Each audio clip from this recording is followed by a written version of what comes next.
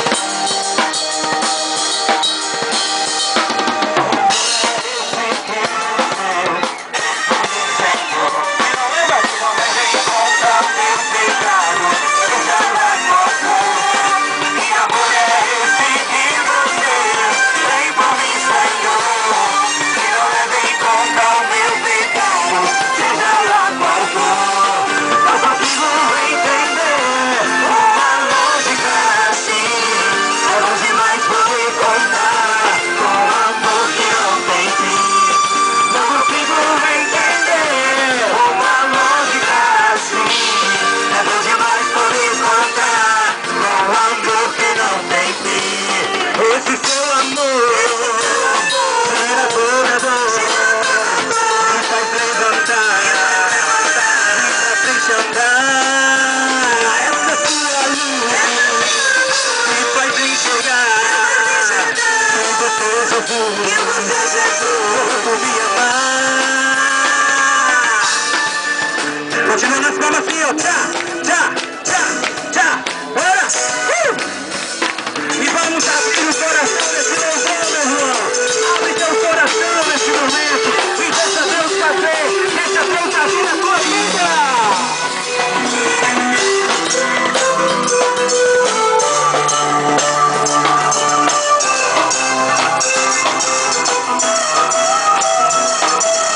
Abre teu coração e deixa Cristo habitar.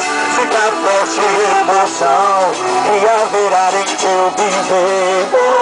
Isso quer agir em um novo homem, transformar-se. Santidade quer de ti, pra nova vida poder dar-te.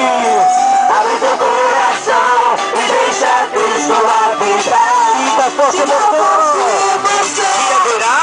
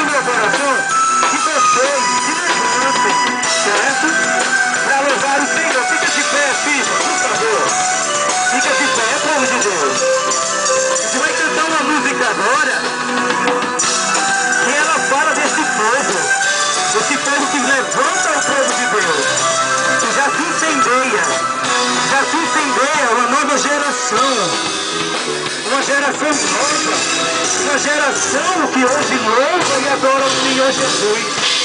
Então, te levanta, olha para o teu irmão e diz assim: meu irmão, levanta, já se levanta o povo de Deus, aquele povo que ora, que chama o fogo do Espírito Santo para incendiar. Então vamos